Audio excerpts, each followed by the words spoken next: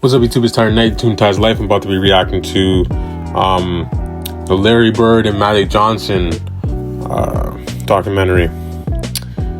Courtship. The Courtship documentary. So, I reacted to the first half. We're going to react to the second half. Let's get into it. Like, comment, subscribe, share. I'm trying to get to, 10K. I'm at 3,000 and close to 3,500. About to get to 4,000 soon. Let's get to 10K. Channel got monetized. Trying to make some money off these videos. Make this a full-time thing. And actually get some money off of this. And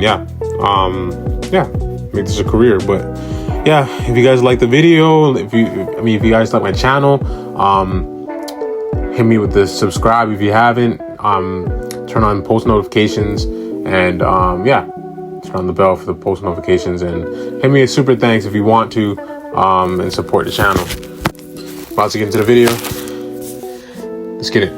Where are you from? He said, well, I'm from Boston. And he said, you're from Boston and you're rooting for the Lakers? I thought everybody here was crazy about the Celtics. And he looked right at me and said, now why would I root for those white boys? Boston, after all, was a town still scarred by the ugly busing crisis of the mid-70s. Crazy how that was like race. A violent period of urban unrest during which white had been pitted against black. The resulting taint on the city nationally, coupled with a Boston roster littered with white players, affirmed to many black Americans that the Celtics were not the team for them. Even today, people said, you played with the Celtics, and I hated you at that time.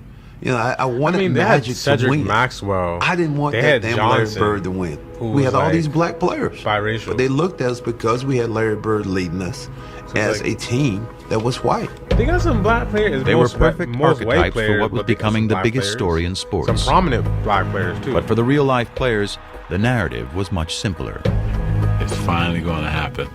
We get to go head-to-head again. It's just a matter of rolling that ball out there and let's get it on. Welcome then to the Boston Garden and the start of the NBA World Championship Series. I'm Brian Musburger. In each of the last 4 NBA World Championship Series, either Magic or Bird has competed. But this is the first time that the two have gone head-to-head for the title.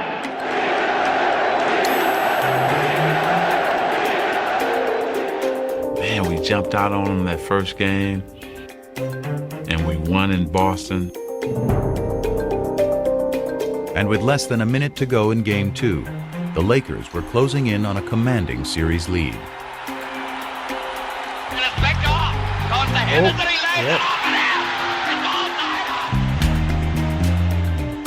From that point on, things began to crumble. Down to 9 seconds. Magic holding the ball.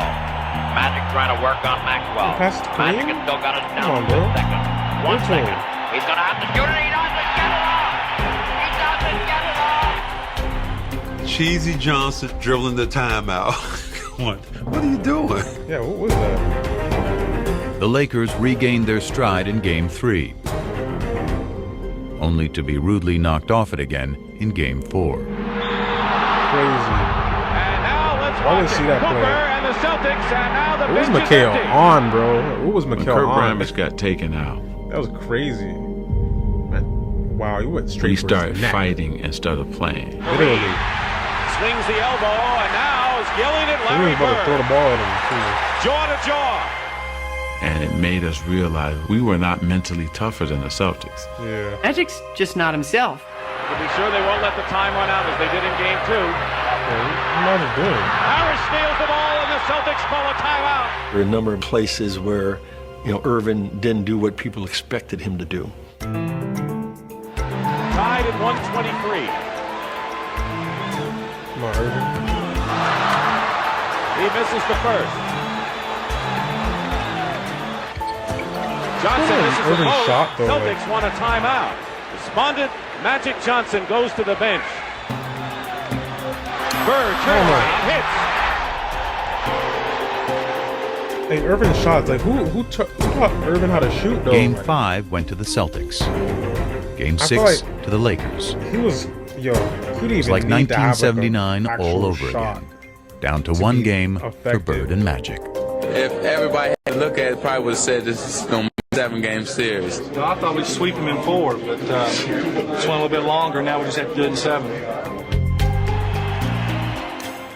That's the only time I ever felt that. There ain't no way they're walking out here with a win. Magic Johnson. No way. Magic Johnson. Lakers have several chances, and here's Bird shoving down the cross. Bird.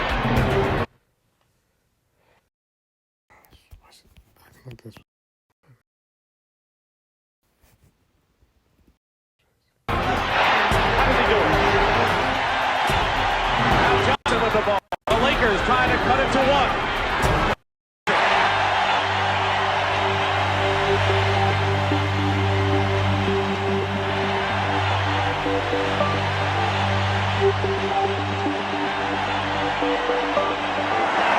The Boston Celtics are the NBA World Champions. Damn, so Magic wasn't really himself in that series. I pride myself in being the guy who's going to win it for us. He was a great player, but like, and deliver. I feel like if he really if he had a better jump shot, it didn't happen. I hope he was hurting. Hope it killed him. Would have been He scary. made some bad plays down the stretch. I mean, nobody in there was happier than Magic me. Johnson as a basketball player. You know, not only is winning the definitely a game makes scary you feel good, but just knowing the other guy's Especially how suffering, he you know he was. without even scoring. I remember after the game that both he and I were in the showers crying and stayed in there for about 35, 40 minutes. The Boston Celtics, he had lost to his nemesis, Larry Bird. I think he just made me just like him more, you know, because he was that good. And I think you be jealous. You jealous a little bit. Larry, does this get you even with Magic for what happened between Michigan State and Indiana State all those many years ago? Yeah, we're professionals now, but I won this one for Terre Haute. Well, it was a big deal. I remember asking Quinn Buckner about it afterwards. They had a celebration in downtown Boston after they won the championship. And, you know, it was unusual for Larry to have these little I got my get back. outbursts, as Quinn would call them. This is at a higher level. You know, about 11:30 at championship. night, finally he turned to Quinn. NCAA championship is definitely... I finally got him. And he was talking about one Magic. Of the biggest championships. But NBA is like, that's definitely a get back for sure. The league was rejoicing too. Game 7 of the '84 series was one of CBS's highest-rated telecasts of the year, and the highest-rated game the NBA had ever produced. They changed the game, man. They saved whether the it was at NBA. CBS or Madison Avenue, Everybody sports knows writers around the country became phenomena. What is happening here? The absolute foundation in this resurgence was the Celtics and the Lakers, Larry Bird and Magic Johnson. But Magic was in no mood to bask in the accomplishment. I took a media beating. Tragic Magic. Just like this is like why LeBron, we say Larry Bird is better. It's probably the first time ever in my life I was depressed. And I didn't want people to see me. It was something I never dealt with in my life. That particular series, that championship series, redefined his whole career because he never stopped working after that. Magic was on a mission to prove to himself and the world that with the ball in his hands, he was still the one in control. And after his Lakers ran through the '85 season, he quickly got what he wanted. Another shot at Bird and the Celtics. They won the East, we won the West. So it's like everybody just get ready, sit back, and let's enjoy it. But that smile belied the intensity of the clash that awaited. If I had a glass of water and any of those guys had been on fire, I would have drank the water and watched them. They called us, chokers and sissies. Okay. We didn't like that, and they thought less of us. I knew they did. In '85, we played them 4 times in exhibition season for some reason. I don't know why they scheduled that. By the 4th game, there was an all-out brawl. They call this one of the greatest rivalries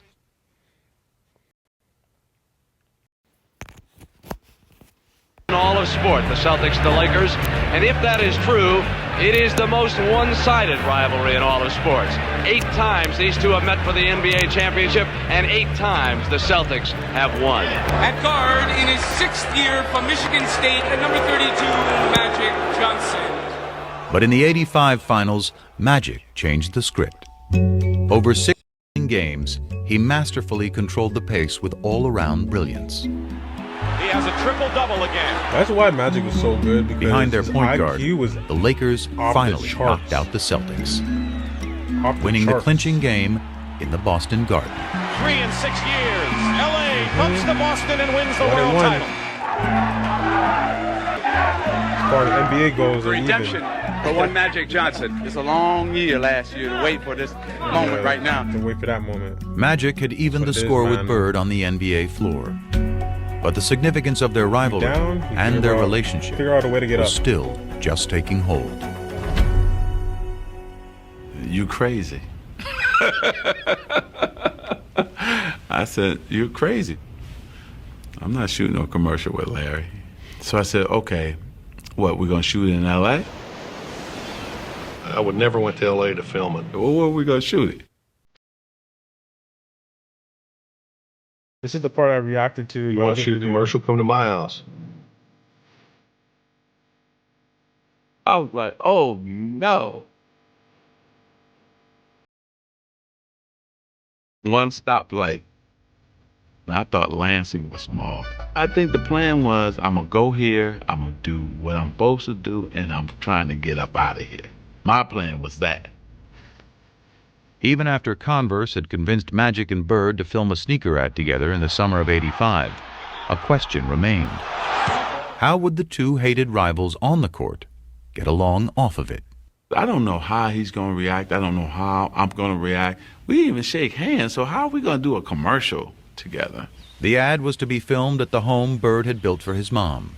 It featured a full-length basketball court, the day's first location. So they say, okay, you're playing one-on-one, and I'm looking at Larry, and he's looking at me like, is this real? Are we playing? Because, you know, this is Magic and Bird. I could just hear Larry, you know, starting in on, well, you bring it to the basket, and I'm going to send it 30 rows up. So the guy was like, no, not like that. A fun game. We were both like, oh, okay. Like, like you can see this relief coming over both of our faces. Yeah. That brief détente led to the next stage, dialogue. We sat down next to each other. How was your summer? Oh, it's going good. How was yours? It's going great. He said, man, it's a nice spread you got. And he's asked me, is this where you play? I said, yeah, I play here if it's not windy. If it's raining or windy, I go to the gym. But this is where I do all my work. I see that tractor. You work on the tractor? He said, man, I work on this tractor every day. Larry Bird work on a tractor? He said, yeah. It's just them two walking and talking, and every once in a while they'd stop and one of them would say something, and then they'd start laughing. Then they said, okay, break, it's lunch break time.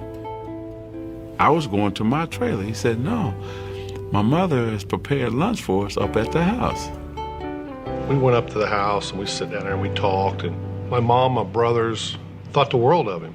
His mother was so nice, making sure I had enough to eat. I just saw my mother. It was crazy. He charmed her. I mean, you can see it. But that's Magic. He makes everybody feel welcome and warm, and he's a con man. And while Magic charmed Georgia Bird, it was someone else who intrigued her son. The con man is crazy. He met Irvin at lunch. Irvin is a good dude. I like Irvin a lot better than Magic. I was just so happy to finally be Irvin with him. It's insane. Magic was like, I don't know if I want to get to know this guy. But Irvin got a chance to talk about family. Magic is coming through for your I throat. grew up. We just became two relaxed guys, just talking. That day was great. It was a great day. Beautiful day. Still, for Bird, ever the competitor, that's all it was. Just one day. Magic thinks the next year, okay, well, now we're great friends, so, you know, after the game, we're going to go out, we're going to have a beer. And Larry's like, no, you're right. I know you better. You're a good guy, but I still don't want anything to do with you. He's a happy-go-lucky guy. If me and him got to be really good friends, go out on the court, he could still play the same game. I couldn't. I mean, that's just the way it is. But when the ad hit the airwaves, for others, the perception changed. I saw you guys those were limousines alive going through the around this cornfields, time, and let I me know said, how y'all felt when you all no. saw this They didn't sell themselves out. commercial. What was your thoughts? Made a pair of bird Was this like shoes for last year's MVP. Yep. But they made a pair of Magic shoes like for a this year's nostalgic MVP. thing for you? Hey, Magic, show me what you got. It was like a big thing This back is in the really a day. business thing. I would assume so. Bird shoe, the Magic shoe. And maybe Does that's where the anybody business have these thing shoes? started to get bigger and began to trump who they both really were. It polarized the whole idea of lunch bucket versus Hollywood, white versus black. Just cemented all the differences between them. Kids weren't wearing black. You want to be associated with the Larry Bird camp. You wore your white Converse. The basketball rivals had morphed into cultural warriors, and race, more than ever, an unavoidable part of the conversation. But nothing about Bird and Magic had ever been as simple as black and white. One of the big reasons this rivalry became so emblematic of so many things is because it was an easy dichotomy for people to understand. But it's crazy to simplify it as saying white people like Bird and black people like Magic because 13% of the country is black. But it wasn't like 87% of basketball fans preferred the Celtics. Who's your favorite basketball player? Magic Johnson. Who's your favorite movie star? Eddie Murphy. Pina, all you ever talk about is nigga this and nigga that. And all your favorite people are so-called niggas. It's different. Magic, Eddie, Prince are not niggas. I mean, they're not black. I mean, let me explain myself. Has the N-word ever been used by a white person to describe Urban? I doubt it.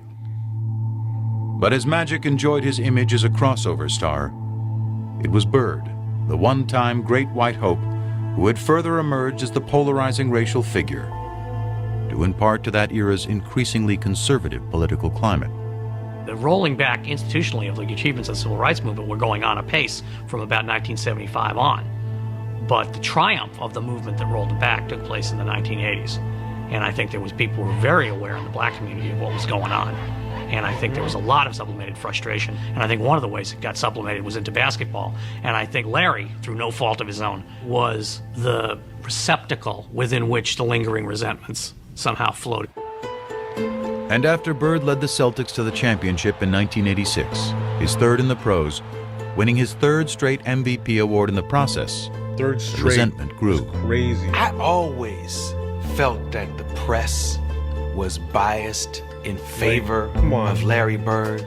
Third it always straight felt to me and Magic like Johnson they were is going to in the make league? Larry the hero. That's crazy. You know, you'd Magic see Johnson somebody must have this burning score, feeling and Larry inside would of be him, in a like, cast in a suit on the bench, okay, and they'd say, Larry Bird made that possible. there's no way A couple weeks ago when he he's told that beating me guy 3 he could times in do a it, row. You know what I'm saying? and he just did it. But Bird is Bird. They It's gonna like, get his we motherfucking know, assistant. He not in the but it's game. like, Not to be racist, but we have a white guy who's the best in the world. It's predominantly a black sport now. And you got a guy like Larry Bird who can't run, who can't jump, but can do everything out there.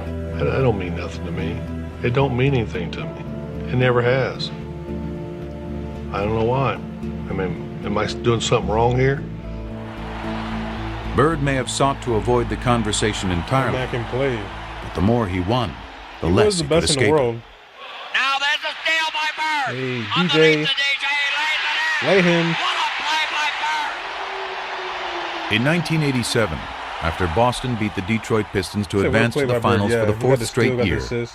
Pistons rookie Dennis Rodman DJ gotta called get Bird the finish, though. overrated because he was white. If you would have missed His that, teammate Isaiah tragic. Thomas then chimed in with some thoughts of his own. Very, very good basketball player. I think he's an exceptional talent. But I'd have to agree with Rodman. If he was black, he'd be just another good guy. I can remember in the locker room, I think it was Jack McMullen came up to me and said, Isaiah just said, boom, boom, boom, boom. And I go, so? He didn't care. He didn't care. Everybody else around him cared very deeply in the days and weeks His as it opinion, turned out like, ahead. is what it is. It might push Larry Bird more because Media he's made it out white, like but it doesn't something. really matter because he's that But it good. didn't matter It's to like, me what Isaiah he's that or good. Dennis Rodman said. He's that good. And it still don't. Doesn't matter how much they push. There's it, no like, bearing what he's I do still in the my best in the world. He So it's doesn't see race. He really doesn't. like, either way, And he could have. you spin it. Like the man This is guy the best grew in the up world. poor, It's either him or Magic. white, Like, come on. in now. southern Indiana. Southern Indiana, the home, by the way, of the modern Ku Klux I don't Klan. believe Jokic How is he the best managed in the world, not to be affected debatable. by the cultural milieu that he grew up in because is, he's I white. think, a miracle. To me, it's inexplicable. When I was in about 6th or 7th grade, I couldn't wait till school to be over because I knew over on the courts, the waiters from the hotel would be over there. They were black, older, and they let me play. You know, I always looked at that as I got an opportunity to play against a black man, and they treated me good. I couldn't wait to play against the best, and at that time, they were the best. And in 1987, as Bird vied with Magic to be the best, the flap over Isaiah Thomas's racially fueled remarks forced Bird to address his least favorite topic at the worst possible time. I had to go to a press conference when we was in L.A. trying to get ready to play the Lakers and tell people I didn't care. This don't bother me. The main thing is if the statements or whatever was said doesn't bother me, I don't think it should bother any of us. From playing all year trying to get back to the finals and play against Magic, this was a distraction. Bird was facing off against Magic for the third time in 4 years. And if their relationship had softened, the determination to beat each other had not. As Game 4 proved, the level of competition between them was higher than ever. Bird played awesome down the stretch of that game. Trailing 2-1 in the series, the Celtics were down by 1 point in the final minute of the game. But Larry Bird wouldn't be easily vanquished. Open his aim. Bird goes for three. Oh my God. Sniper. Behind his head. Sniper. Like With 7 slingshot. seconds left, though, the Lakers still had life. 3 years earlier in the '84 finals, Magic had flubbed a similar situation. But this was a different Magic, one with a whole new bag of tricks. My man switched to Kareem, and Kevin McHale jumped out to me. As soon as I saw Kevin, I said, oh, I'm taking him. You know, Magic puts it on the floor, a couple head and shoulder fakes. Oh, he raised up in the air. Yep. And there was nobody that was going to get that shot.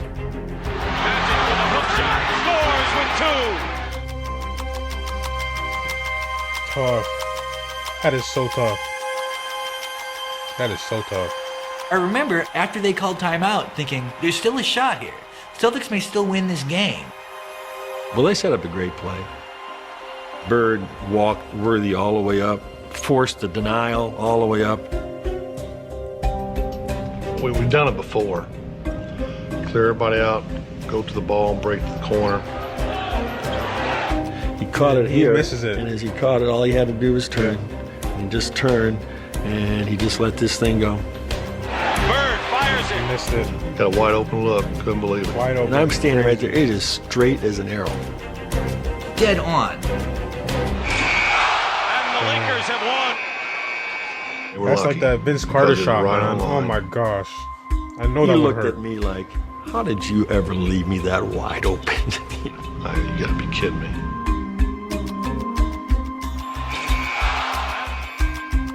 Changed the whole series.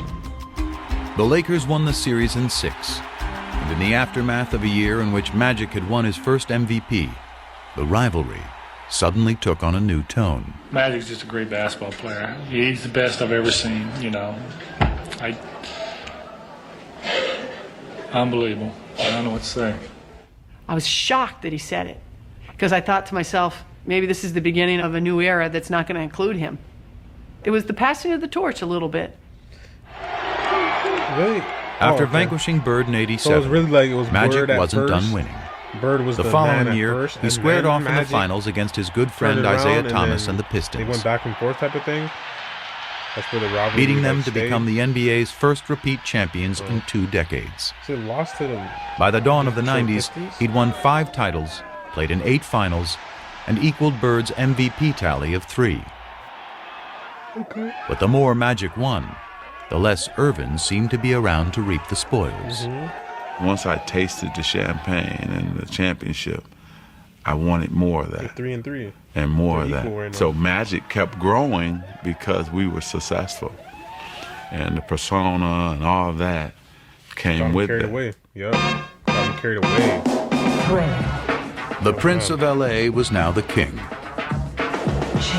And in Hollywood, being royalty had its perks. What was Irvin Johnson's vice? Now, you know my publicist wants me to say winning. But women loved Irvin. Back then, before voicemail, they used to have these mail slots in the hotels where you leave your key. And when we get into a town, Irvin's mail slot would be so packed, and it would be just Susan and a phone number, Linda and a phone number, Joyce and a phone number. I mean, that was every city, every time. Yeah, I was on top of my game as Magic, so I needed all that around me at that time. He was reckless. Women, this, the that, Hollywood. From the outside looking in. Magic was living in a context of sybaritic excess from the minute he walked in the door, and he developed a sweet tooth for it. Sex with several women at the same time. Yeah. Like I said, women have different fantasies. Some want to be with 2 or 3 at a time.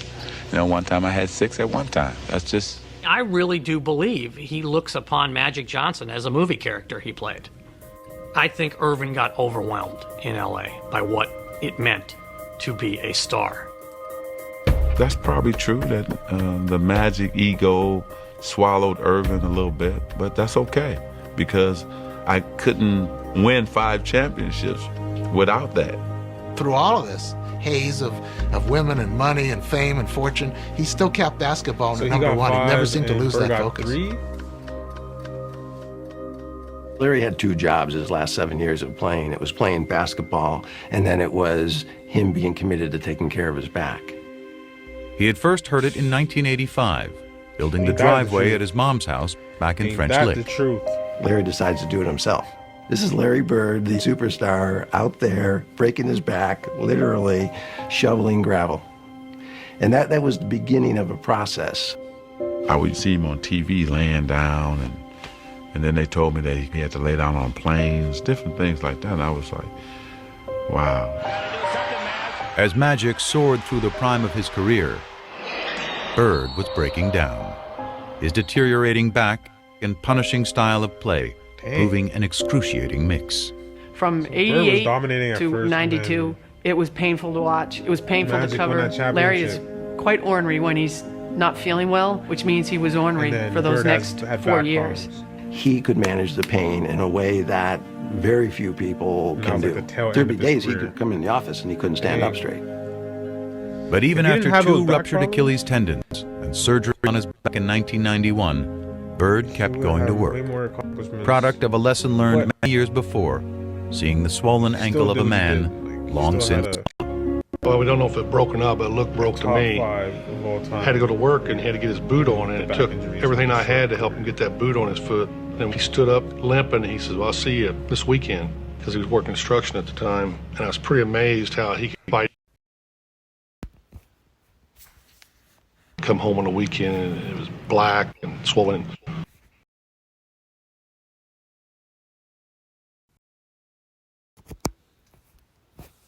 Going to go again.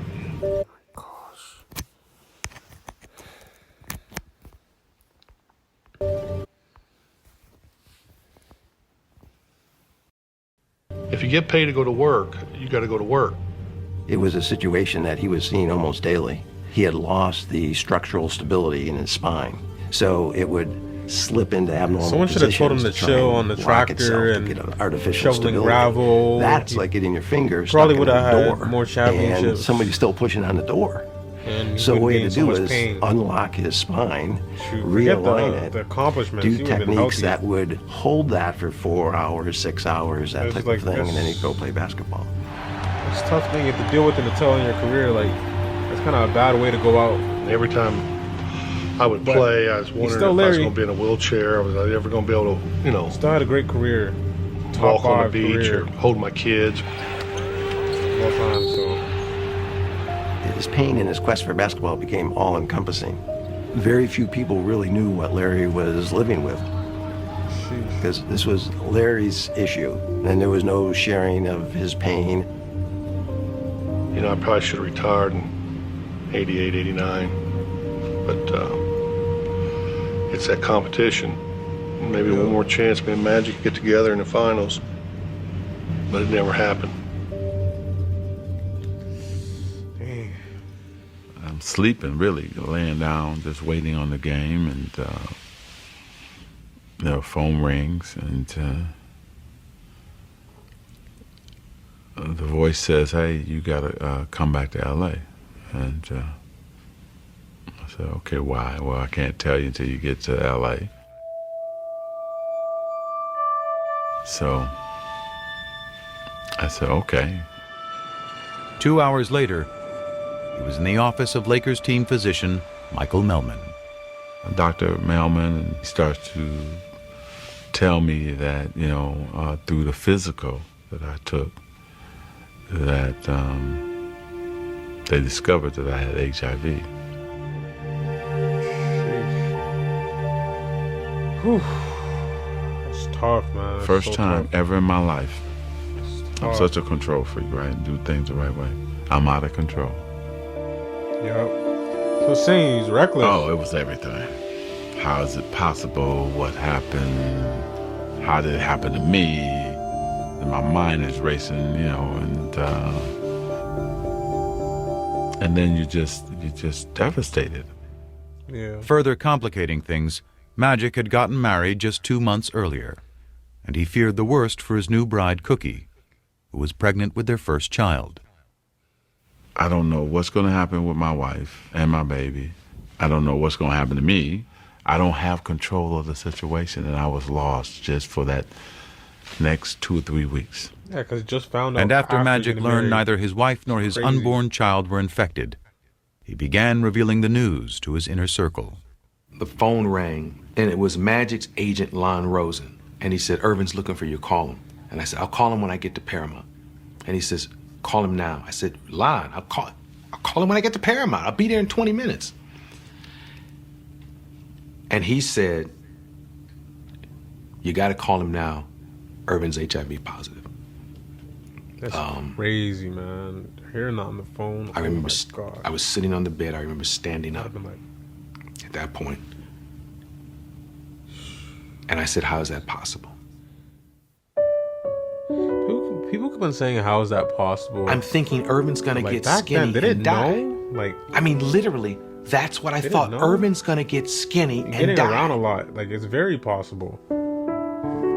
The first person I thought of was Larry. Oh. I wonder what Larry the thinks. Education on sexual health was totally different back then. The day that I heard about Magic, it just sort of changed my love for basketball. It shook me up. You get that feeling, probably the same type of feeling I had when my father died. He wants to understand why, how can I talk to him? How, I need to speak to him. It was just really important for Larry to talk to him. It's sort of, I don't know. I wanted to hear it from him, probably didn't believe it.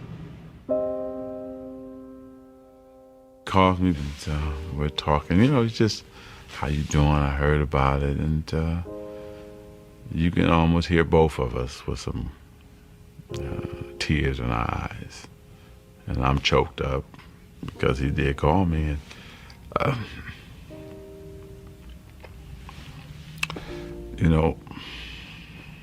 That probably meant a lot that he actually when took his time to something call him. happens,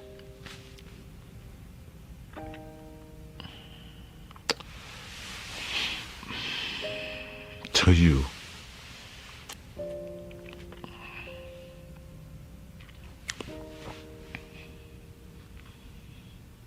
and then you find out who really your friends are.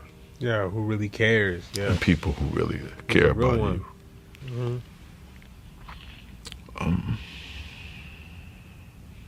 You figure all those battles, all those things we had to go through as warriors, as competitors, and as men. And here this man says, "Hey, you know what, man, you're okay." And so that was the greatest moment for me too, to have him check on me and to make sure I was okay. First of all, let me say late afternoon. Because of the HIV virus that I have attained, I will have to retire from the Lakers today. It's the only press conference I've ever been in where I've seen reporters cry. I mean, we thought this guy was in total denial. I plan on going on, living for a long time, bugging you guys like I've always have. We thought this smile was going to be wiped off his face forever, and he was going to die, but we're going to watch him die in public. I just remember in the room, he was joking, and I'm sitting there looking at him crying, and he's like, Coop, man, I'm going to be okay. I'm going to be okay. It's going to be all right. I am going to go on, I'm going to beat it, and I'm going to have fun. Sure, come on. You're going to beat this? And to him, it was a contest. Larry Bird and Magic Johnson, AIDS and Magic Johnson, he's same thing. It's just a different game, different rules, but I'm still going to win. He wasn't planning on going nowhere. Urban was planning that day to find the right medicine, to eat right, get rest, and live forever. What? That's what he was planning. Thank you again, and I'll see you soon. But his Magic put up a positive public face. His nemesis, still out of sorts, shed the mask he had hidden behind for years. He was visibly like, wow, how could that happen? You know, it really set him back. Probably the two toughest days I've had since my father passed away, and I've been very depressed and sort of been out of it. I listened to him talk in this press conference about how devastated he was, and I remember thinking to myself, you know, goddamn, Larry found Irvin.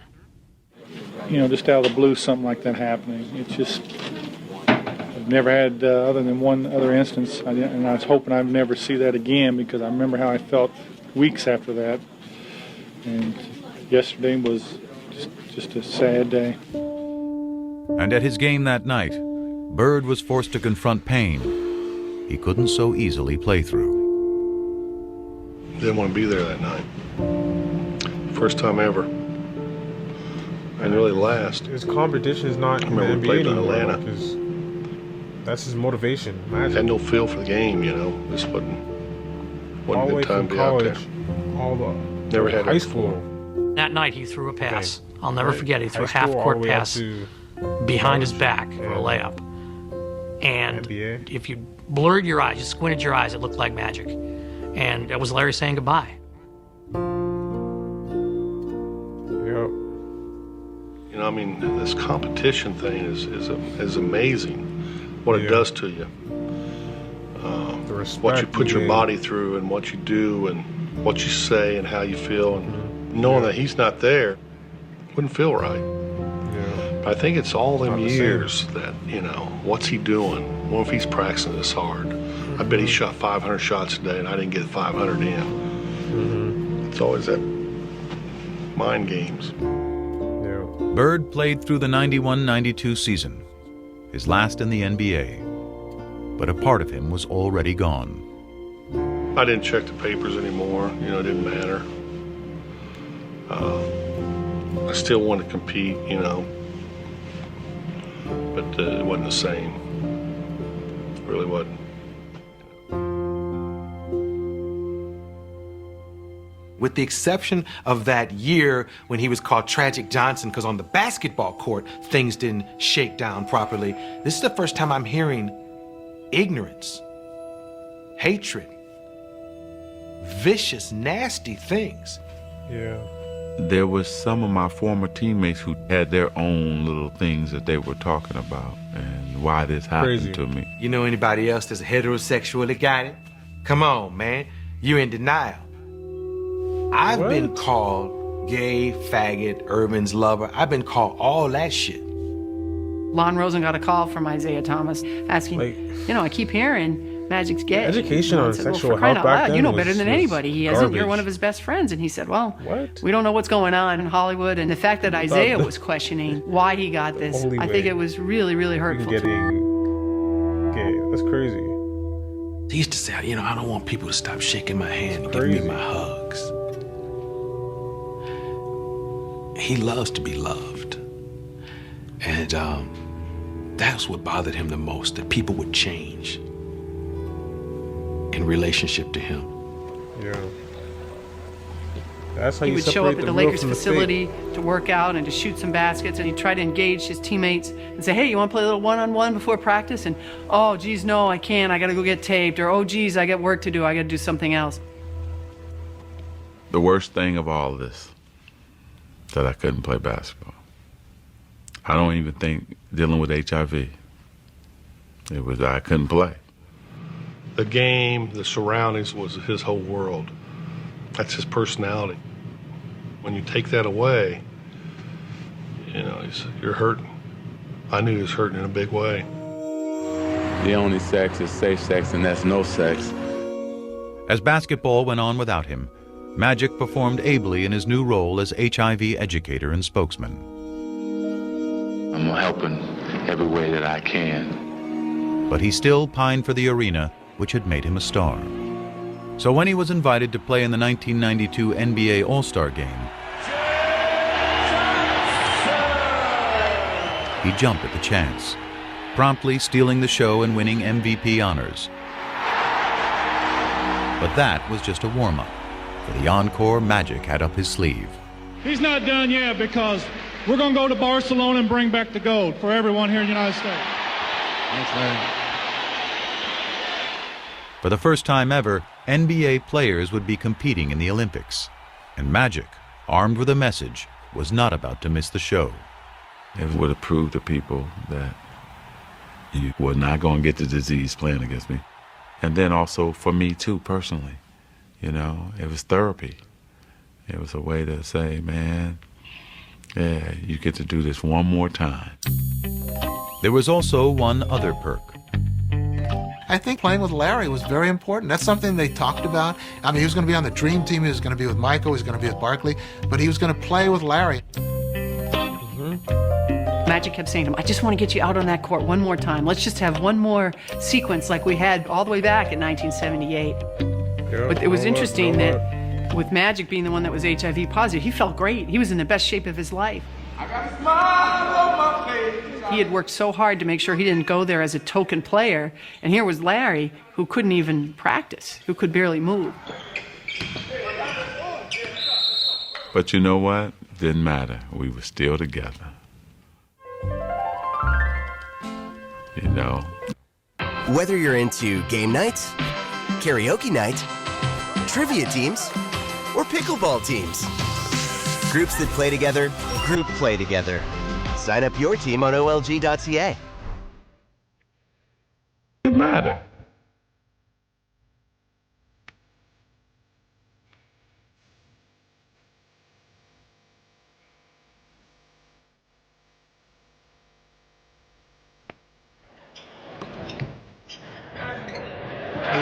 And when he got his opportunity, he switched a few. The ball. Now, who's taking the last shot with the game on the line? When I got my opportunity, I still was Magic. –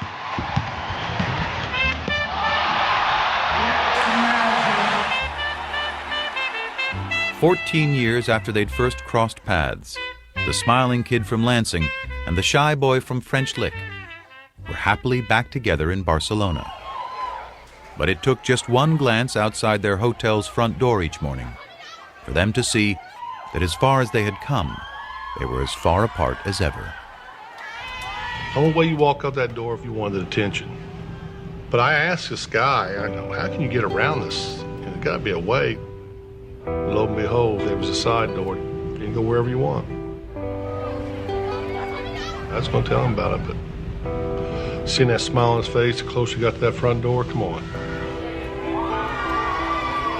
He didn't want no side door, you know Irvin. He'd go right in the middle of them. Turn the long way, sweetheart. There you go. I'm going out the front because that's who I am. I don't go out the back. I don't go out the side. That's not me. If you want to go somewhere in a hurry, there's a door that leads you there, and I found it. I respected him for that. And so, hell, I would try to find a slide door for him. And we never tried to change each other. That's what made this relationship great.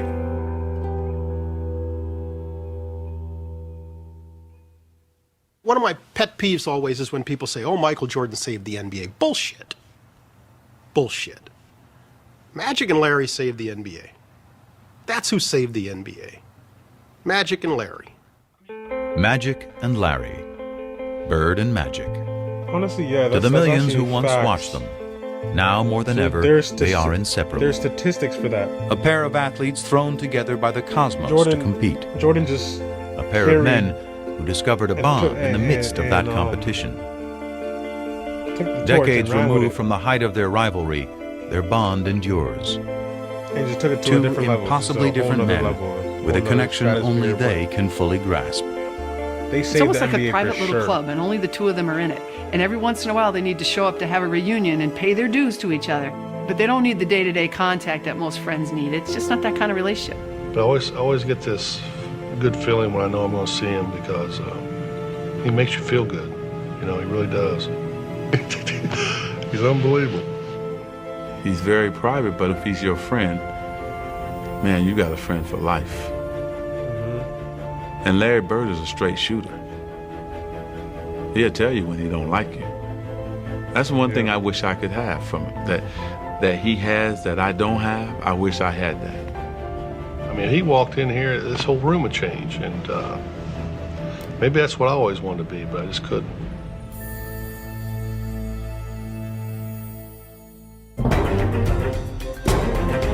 Alright, that's it for the documentary, man. Like, comment, subscribe. That was man, this video is supposed to be like an hour. Well, 47 minutes I recorded. But it's about to be close to like 50-something minutes an hour. Got through this reaction. Yeah, but it was a great video. Like, the last half was definitely a great video. It was more so like of a sad type of part of the documentary. The whole Magic Johnson getting AIDS and contracting HIV. And then, yeah, just for that whole situation. And then Larry's back issues. It was just kind of sad, but it's like, it's life. It's life. Is what it is. Like, it starts off well, and sometimes it ends, like in the career that they have, sometimes it ends in a bad way. Larry ended in his back injury being like one of the things where like it shortened his career. And then you have Magic, where it was the HIV virus, where that shortened his career. But it's like, yeah, Larry lost the last time they played in the finals, him and Magic, and then the back injuries got bad after that, and then it's just his career kind of diminished, but he did a lot. He did enough before then to be seen as a Hall of Famer, as a great, and even in people's top fives, and some people put him as the GOAT. So, yeah. And then Magic, the whole HIV thing is kind of tough that his career ended off like that. But all in all, when you look at it from the outside looking in, and from like a big scale of what they've done, the accomplishments, their impact, their career, and everything they did was a success. And they built a relationship and a beautiful friendship, courtship, pun intended, courtship, well, I said pun intended. Yeah, they developed a courtship, a friendship that lives forever, and they gained a friendship through the process of playing basketball and trying to become the best basketball players they could possibly be, competing against each other, motivating each other. And yeah, that's just the beautiful thing about it. It's like no matter what the situation is, no matter what negative situations that come about in their career, it's like when you look at it from a positive mindset, not a pessimist mindset, like a mindset that's positive, you can see that what they gained is more than what they lost. You know what I'm saying? How God be talking about, like, in the Bible, you lose something, you get 7 times back of what you lost. So it's like that's the same type of thing with Bird. They gained so much more. Magic's still alive right now and healthy. I'm pretty sure he beat the HIV virus. And Bird was coaching after that. Did a lot of things after his career, and we can watch his videos and his documentaries now and enjoy the career that he had. Same with Magic. So yeah, this was a great video. Like, comment, subscribe, share. I'm at 3,500 subscribers and around there. I'm trying to get to 10K. So hit that subscribe button, hit that like button. Yeah, and then click on the notification bell so you can be notified when I post in my next post. Yeah, and stay blessed, stay lit. I'm about to say a prayer. In the name of Jesus, I pray whoever's watching this video, I pray protect their mind, body, and soul. Protect them as people. Protect their peace. Protect their tranquility. Allow no one to get into their space of being a peaceful person and a strong person. But then again, if a test does come, allow them to be strong in their body and strong in their mind, to not give in to temptation of being angry or even lustful temptations that are not of God, or even jealousy. Allow that not to eat them up or eat their soul up into going to a dark place. Allow them to lead themselves into the light, and through the gospel and through the Bible, reading the Bible and praying and asking you for forgiveness and asking for strength. Allow them to be strong in any situation, any trials and tribulations in the name of Jesus. We know that you allow us to struggle and go through hardships so we can build ourselves up to be the strongest people of God. So allow us to understand that. Don't say, why is this happening to me? Say, why is God putting me through this? And what is the reason for it? If you're gonna question, why am I going through this? Look at a positive light, where it's like, okay, why am I going through this? Is it because I'm gonna grow and be stronger after this, or is it because like my life sucks? It's like that, two different ways of seeing it. What's the better way of thinking? If I get through this, I can get through anything. I can do all things through Christ who strengthens me. So it's like that type of mindset we gotta have, and I pray that everybody that's watching this will have that mindset. Now stay tuned for your daily devotion. And in your life, sometimes it takes a lot longer for it to come through than you planned on. And you can be free, but not by this Friday. And you can be healed from a broken heart, but not in the next hour. Not by the time I say amen. And so if the devil can't trick you into thinking it's never going to happen, he'll tell you it's going to happen so quickly that when it doesn't happen that quickly, you give up on it. So now he's got two tools. Discouragement. You're never going to change. It's never going to be. It'll never happen for you. If that doesn't work and you believe God, then he will use a delay to try to get you to believe that you were crazy to think that God could do that thing in your life.